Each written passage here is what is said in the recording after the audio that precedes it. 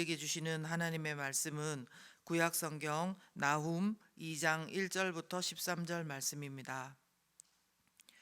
파괴하는 자가 너를 치러 올라왔나니 너는 산성을 지키며 길을 파수하며 내 허리를 견고히 묶고 내 힘을 크게 굳게 할지어다.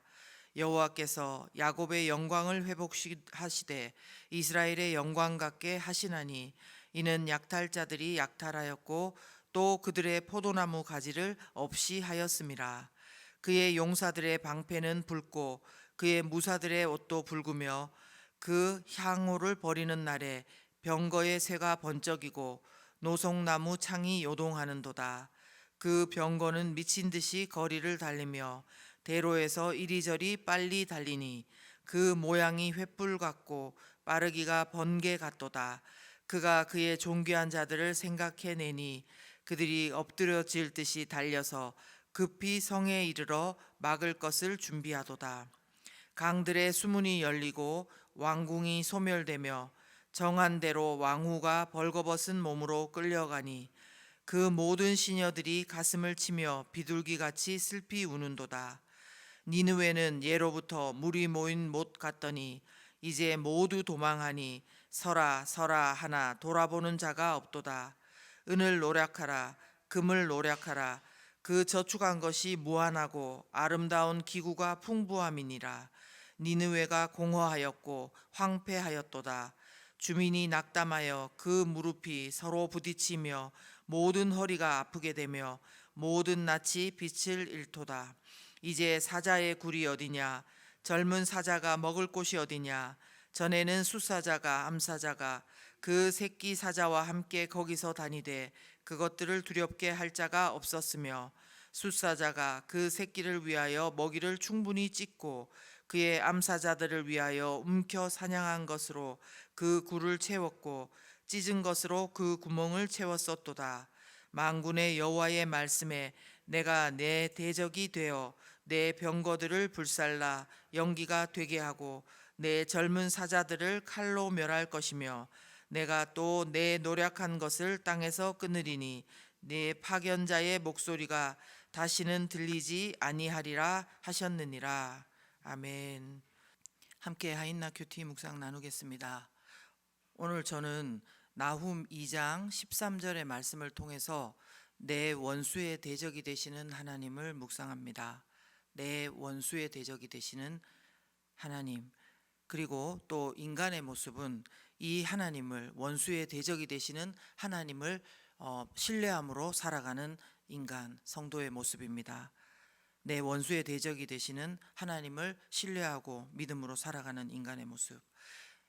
오늘 우리가 읽은 나훔서 2장의 말씀은 자세히 읽어보다 보면은요, 마치 어떤 영화처럼 성벽을 사이에 두고 치열한 전투를 하고 또 함락당하는 장면을 연상하게 하는 그런 말씀입니다. 본문에서 함락당하지 않으려고 몸부림을 치는 자들은 바로 아수르의 니느웨 사람들을 말합니다. 아시는 대로 구약 성경 나훔서는 니느웨, 아수르의 수도인 니느웨를 향한 하나님의 심판을 예언한 말씀입니다. 그러므로 여기에 나오는 모습들은 하나님의 심판을 받게 될 아수르 니느웨 성의 모습을 예언하고 있는 것입니다. 5절에 보시면 그가 그의 존귀한 자들을 생각해내니 했는데 아수르가 그 정예 부대들을 생각해내니 그들이 엎드러질 듯이 달려서 급히 성에 이르러 막을 것을 준비한다, 이렇게 말씀합니다. 또 6절에 보시면 그러나 강들의 수문이 열리고 왕궁이 소멸될 것이며 7절에 보시면 정한 대로 왕후가 벌거벗은 몸으로 끌려가니 그 모든 시녀들이 가슴을 치며 비둘기같이 슬피 울 것이다, 이렇게 말씀합니다. 그래서 10절 말씀처럼 아수르의 니느웨가 공격당해서 공허하고 황폐하였으며 주민이 낙담하여 그 무릎이 서로 부딪히며 모든 허리가 아프게 되고 모든 낯이 빛을 잃게 될 것이다. 즉 성이 철저하게 파괴되고 황폐화될 것을 말씀하고 있습니다. 사실 이 모든 말씀들은 그 당시 고대 근동에 제대로 된 제국의 형태를 첫 번째로 가졌던 아수르의 치세와는 정말 맞지 않는, 그런 상상할 수도 없는 말씀들이었습니다. 왜냐하면 아수르는 정복하는 국가들에게 잔인하기로 유명한 그런 당시 최고의 강대국이었다고 합니다. BC 722년에는 북이스라엘을 멸망시켰습니다. 그리고 잔인하게 그 땅과 백성들을 짓밟았고요. 무엇보다도 열왕기 하에 보면은 아수르가 남유다까지도 점령하려고 예루살렘을 포위하고 단숨에 쓸어버릴 듯이 그 위력을 과시하면서 곡물과 복종을 요구했었기 때문입니다. 또한 당시 니느웨가 티그리스 강물을 끓여들여서 성벽 주변이 다 물로 이렇게 강으로 둘러싸이게 해서 성 전체가 그렇게 있다 보니까 어떤 공격이라도 잘 막아낼 수 있었던 그런, 어쩌면 난공불락의 그런 성이었다는 것입니다. 그런데 이런 아수르 성벽의 수문이 열리고 왕궁이 소멸되며 왕후가 벌거벗겨 끌려가고 모든 주민이 낙담하고 황폐하게 될 것을 나훔서에서는 예언하고 있는 것입니다. 이 예언은요, 요나의 선지자의 예언, 뭐냐면은 니느웨가 하나님께 회개하지 않으면 망한다는 그 예언이 있은 뒤에 1세기가 지난 다음에 또 나온 예언입니다. 100년에서 150년까지도 보는데요. 이때도 여전히 강대국인 아수르에게 정말 그런 일이 있을까? 이 예언을 들으면서 그렇게 될 거야, 그렇게 하는 사람은 아마 거의 없지 않았을까 싶습니다. 과연 그런 일들이 일어날까? 이렇게 그들은 생각을 했겠지만 BC 612년에 말씀대로 이 강대국 아수르는 새로운 강대국으로 부상한 메대와 바사의 연합국에 의해서 멸망당했다고 합니다. 그러므로 이 예언의 말씀은 그 당시에요, 남유다 당시에 강력한 군사력으로 예루살렘까지 들어와서 위협하고 계속 그렇게 하던 그 아수르의 그 모습이 있는데도 불구하고 주어진 이 말씀은요, 남유다 백성들에게 정말 평화와 구원의 소식이고 그들이 붙잡고 기도할 믿음의 말씀이었을 것입니다. 근데 그것은 남유다 백성들에게만 그런 게 아니라 이 말씀은 오늘 우리에게도 소망의 말씀이 되고 우리의 믿음의 말씀이 되어야 할 것입니다. 저는 오늘 말씀을 묵상하면서 우리 삶에서 존재하는 원수와 같은 세력들이 있는데 이것도 이렇게 하나님께서 하나님의 때에 분명히 해줄 것이라는 믿음을 다시 가져야 되겠다는 생각을 했습니다.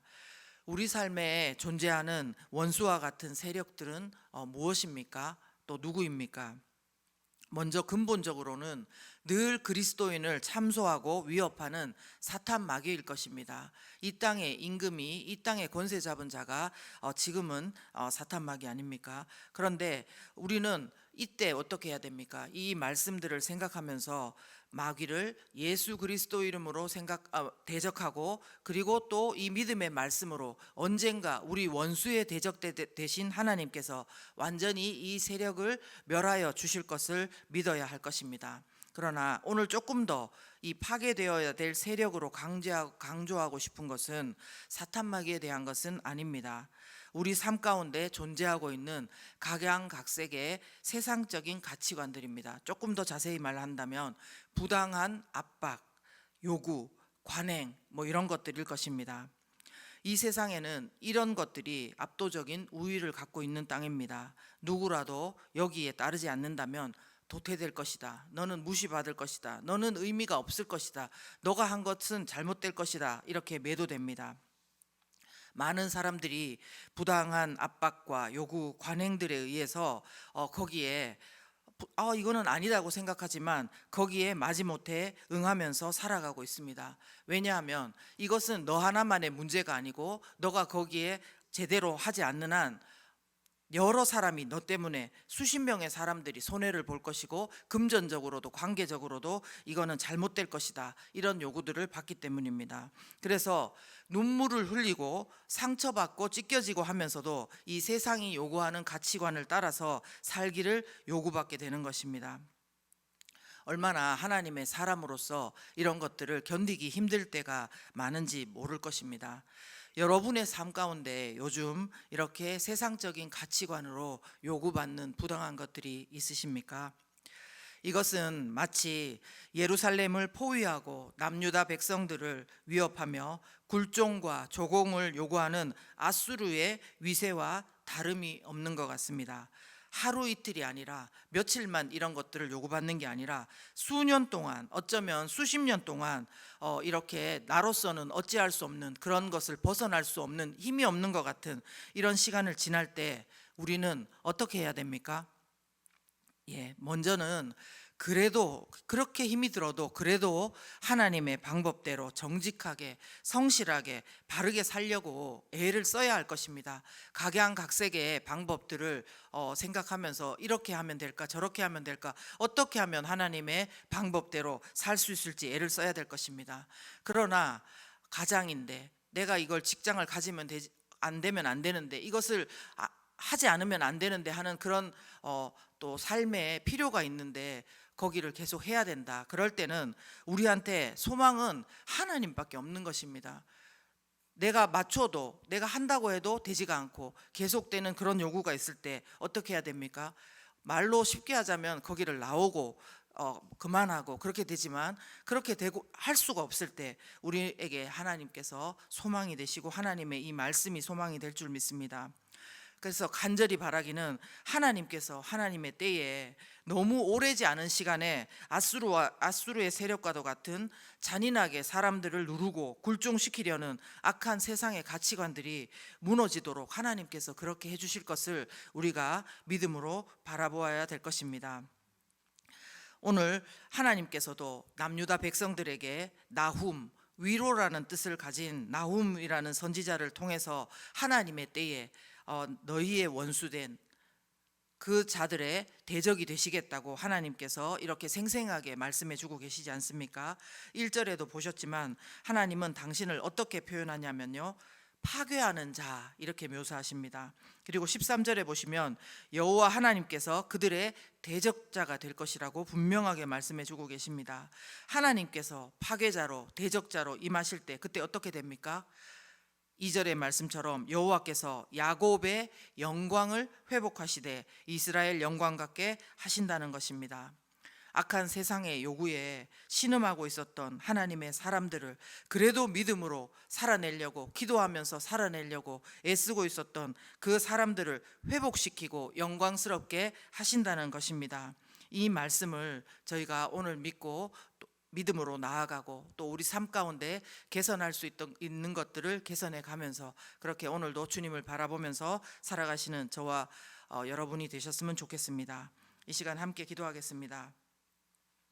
기도하실 때에요, 하나님, 이런 부당한 압박과 요구, 관행, 세상적인 악한 요구들에 우리가 순응하지 않고 하나님의 사람으로 살 수 있도록 도와주십시오. 어떻게 하면 그렇게 살아낼 수 있습니까? 하나님 도와주십시오. 그리고 하나님께서 결국은 그 악의 세력들에 대해서 심판자가 되시고 대적자가 되시는데 하나님 임하여 주셔서 이 모든 것에 선악간에 하나님께서 분별하시고 심판하여 달라고 지금 기도하시겠습니다.